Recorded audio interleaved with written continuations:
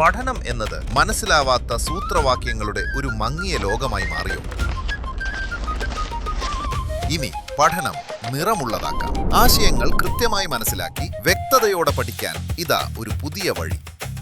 8, 9, 10 +1, +2 ക്ലാസുകൾക്ക് മികച്ച പരിശീലനം. പഠനം ഇനി ആഘോഷമാക്കാം. അത്യാധുനിക സൗകര്യങ്ങളോടെ RGL അക്കാദമി. അഡ്മിഷനായി ഇന്നു തന്നെ വിളിക്കൂ. ഒറ്റപ്പാലത്ത് ജനമൈത്രി സുരക്ഷാ പദ്ധതിയുടെ ഭാഗമായി മുനിസിപ്പൽ തല ജാഗ്രതാ സമിതി രൂപീകരിച്ചു.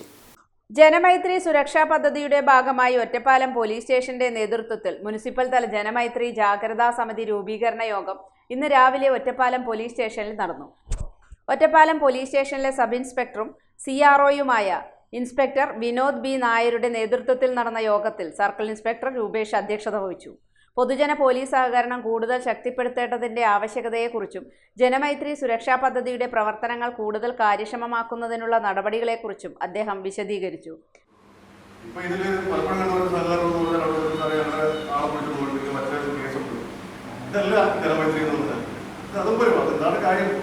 അവിടെ ഒരു പ്രശ്നമുണ്ടല്ലോ, നമ്മുടെ അയൽവാസി ഒരാളോ അറസ്റ്റ് ചെയ്തിട്ടുണ്ടല്ലോ, ഇത് വിളിച്ച് അന്വേഷിക്കുക സ്വാഭാവികമായിട്ട് നമുക്ക് അറിയാവുന്ന ചെയ്യുന്നതാണ്. പക്ഷേ ഒരു പരിധിവരെ ഈ പറഞ്ഞ കാര്യങ്ങൾ മാത്രമാണ്. വിവിധ മേഖലകളിൽ നിന്നുള്ള പ്രതിനിധികൾ പങ്കെടുത്ത യോഗത്തിൽ സമൂഹത്തിന്റെ സജീവ പങ്കാളിത്തത്തോടെ സുരക്ഷിതവും സൗഹാർദ്ദപരവുമായ അന്തരീക്ഷം സൃഷ്ടിക്കുക എന്ന ലക്ഷ്യത്തോടെ ഒറ്റപ്പാലം മുനിസിപ്പാലിറ്റി തല ജനമൈത്രി ജാഗ്രതാ സമിതി രൂപീകരിച്ചു. സമിതിയുടെ ചെയർമാനായി മുനിസിപ്പൽ ചെയർപേഴ്സണെയും വൈസ് ചെയർമാൻമാരായി പ്രദീപ് മാഷ, Krishnankutty, retired sub inspector Jagadish എന്നിവരെയും തെരഞ്ഞെടുത്തു. ഒറ്റപ്പാലം സർക്കിൾ ഇൻസ്പെക്ടറാണ് സമിതിയുടെ കൺവീനർ.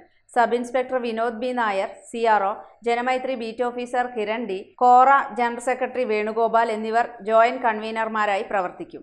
ഇതോടൊപ്പം 21 അംഗ എക്സിക്യൂട്ടീവ് കമ്മിറ്റിയും രൂപീകരിച്ചു. ഒറ്റപ്പാലം മുനിസിപ്പാലിറ്റിയിലെ എല്ലാ ജനപ്രതിനിധികളും ജാഗ്രതാ സമിതിയുടെ അംഗങ്ങളായിരിക്കും. ജനമൈത്രി സുരക്ഷാ പദ്ധതിയുടെ ലക്ഷ്യങ്ങൾ കൂടുതൽ ഫലപ്രദമായി നടപ്പാക്കുന്നതിനും പൊതുജന പോലീസ് സഹകരണം ശക്തിപ്പെടുത്തുന്നതിനും സമൂഹത്തിന്റെ പങ്കാളിത്തം ഉറപ്പാക്കുന്നതിനുമായാണ് ജാഗ്രതാ സമിതിയുടെ പ്രവർത്തനങ്ങൾക്ക് തുടക്കമായത്.